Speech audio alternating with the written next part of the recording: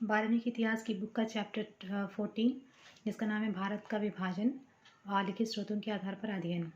इस चैप्टर में भारत का विभाजन हमें देखना था, लेकिन शुरू से लेकर अंत तक भारत के विभाजन की को लेकर जो घटनाएं घटी थी उसका क्रमबद्ध अध्ययन हमने इस चैप्टर में किया।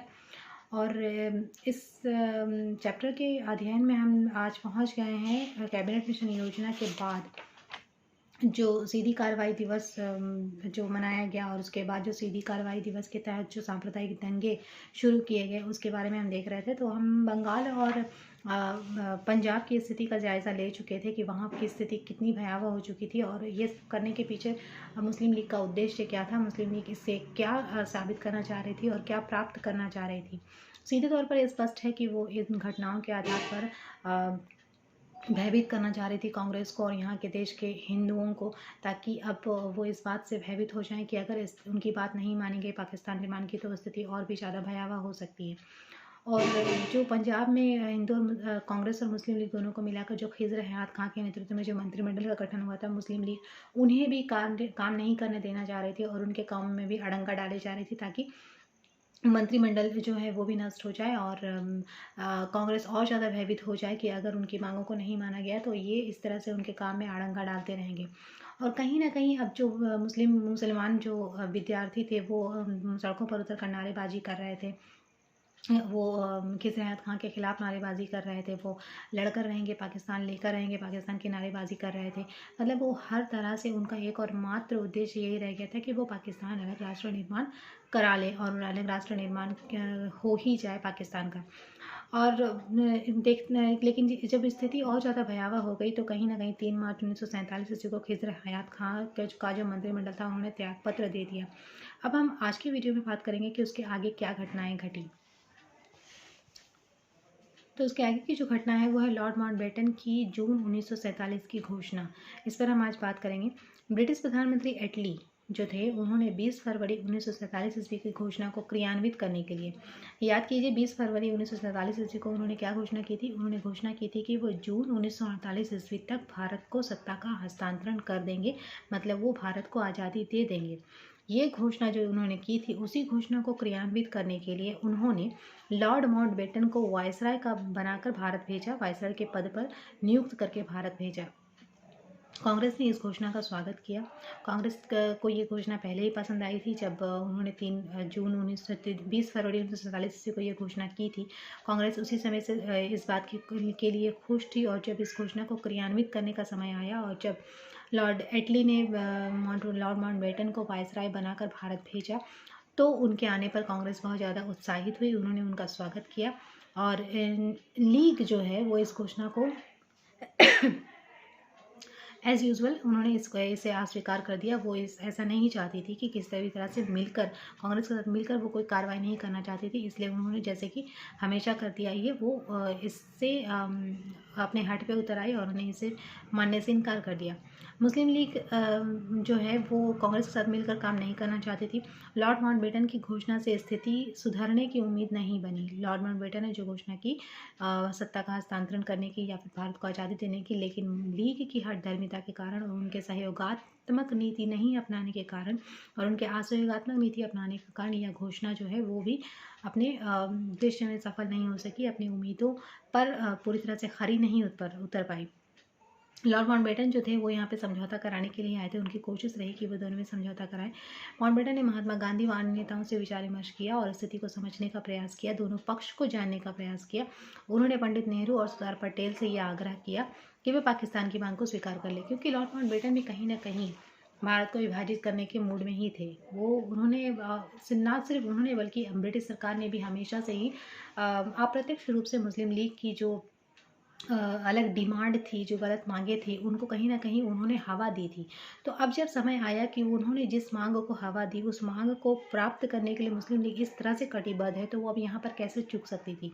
तो इसीलिए लॉर्ड माउंटबेटन जब यहाँ भारत आए तो उनका उद्देश्य भारत में को आज़ादी देना था, लेकिन वो मुस्लिम लीग की नीतियों को अच्छी तरह से समझ रहे थे, उनकी मांगों को अच्छी तरह से समझ रहे थे और उन्होंने ज़रूर पंडित जवाहरलाल नेहरू, महात्मा गांधी इन सभी नेताओं से विचार विमर्श किए, बातचीत करने की कोशिश की, पर उन्होंने इन मुद्दों पर यही समझाया उन्हें कि मुस्लिम लीग की मांगों को स्वीकार कर लिया जाए और पाकिस्तान डिमांड की जो उनकी मांग है उसको मान लिया जाए।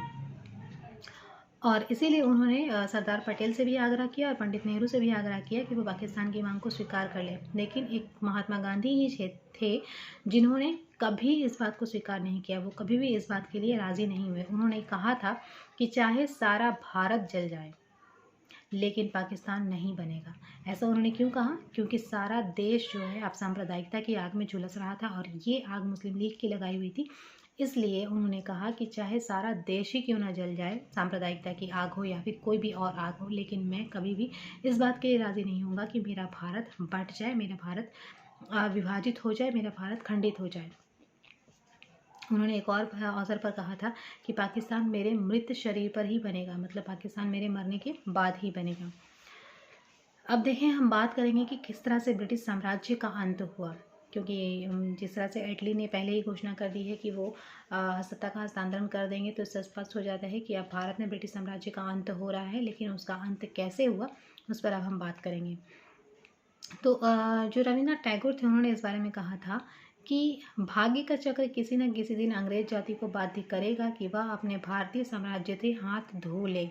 मतलब तो जो रविन्द्रनाथ टैगोर थे उन्होंने कहा था कि समय का चक्र हमेशा बदलता रहता है और एक दिन ऐसा ज़रूर आएगा जब ब्रिटिश सरकार जो है वो अपना साम्राज्य भारत से खो देगी और भारत को आज़ाद कर देगी।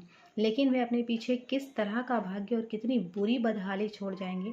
जब उनके सदियों पुराने प्रशासन का सोता अंततः सूखेगा, तब कितना कूड़ा कचरा और कीचड़ अपने पीछे छोड़ जाएंगे। मतलब कहीं ना कहीं उन्हें ज़रूर इस बात का अंदेशा था कि एक ना एक दिन तो ब्रिटिश साम्राज्य को या ब्रिटिश सरकार को भारत छोड़कर जाना ही है। लेकिन उसके जाने के बाद की स्थिति क्या होगी, इसकी भयावहता को उन्होंने स्पष्ट करते हुए कहा कि एक ना एक दिन ब्रिटिश साम्राज्य का जो सोता है, जो पानी का स्रोत है, वो तो ज़रूर सूखेगा, लेकिन उसके सूखने के बाद जो दलदल, जो कीचड़ और जो मवाद बनेगा, उसकी भयावहता कितनी होगी, ये सोचना और जानना बहुत ही कठिन होगा। ऐसा उन्होंने जो कहा उसके पीछे कारण यही था कि भारत को वो आज़ाद तो कर रहे हैं, लेकिन वो यहाँ पर विभाजन का दलदल छोड़कर जा रहे हैं, वो यहाँ पर सांप्रदायिकता का कीचड़ छोड़कर जा रहे हैं, वो यहाँ पर आपसी भेदभाव, दुश्मनी और तबाही और जान माल का जो नुकसान हुआ है, वो इन सभी चीज़ों का जो मवाद छोड़कर जा रहे हैं, उसके बारे में पंडित रविन्द्रनाथ टैगोर ने पहले ही कह दिया था। इससे स्पष्ट है कि ब्रिटिश साम्राज्य का अंत हुआ, पर हमारे लिए दुख और विषाद भी साथ लाया। दुख और विषाद विभाजन का, दुख और विषाद अपनों से बिछड़ने का, दुख और विषाद अपनों की जान जाने का, अपनों को खोने का, ये दुख और विषाद वो अपने पीछे छोड़ कर गया। 3 जून 1947 ईस्वी को माउंटबेटन ने भारत और पाकिस्तान 2 अलग अलग अधिराज्यों की घोषणा कर दी। अंग्रेजों द्वारा 15 अगस्त 1947 ईस्वी को भारत छोड़ने का निश्चय किया गया। इस तरह भारत ने स्वतंत्रता की ओर अंतिम कदम बढ़ाया।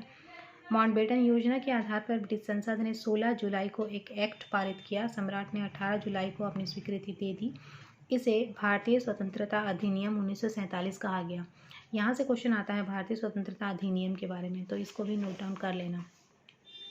नॉर्मन डी पमार एक राइटर हैं, उन्होंने लिखा कि ब्रिटिश संसद के इतिहास में शायद ही इतना महत्वपूर्ण विधेयक इतने कम विवाद से पारित हुआ। इस अधिनियम के अनुसार भारत और पाकिस्तान 2 राज्यों का निर्माण होना था। 14 अगस्त को पाकिस्तान और 15 अगस्त को भारत। माउंटबेटन ने कराची जाकर पाकिस्तान संविधान सभा को सौंपा। जो संविधान बन गया था उसे कराची जाकर पाकिस्तान को उनका संविधान सभा को सौंप दिया और भारतीय संविधान सभा को सत्ता सौंप दी। इस तरह स्वतंत्रता प्राप्ति के साथ भारत का विभाजन हो गया। 15 अगस्त 1947 ईस्वी का दिन भारतीय जनता के लिए खुशी का दिन था, लेकिन दूसरी ओर हत्याओं का तांडव चल रहा था। चारों तरफ लाशों के अलावा कुछ और दिखाई नहीं दे रहा था। बूढ़ों, जवानों, बच्चों, औरतों पर अत्याचार किए गए, स्त्रियों के सम्मान को ठेस पहुंचाई गई। इतनी बड़ी जनसंख्या की इतने रक्तपात के साथ अदला बदली हुई।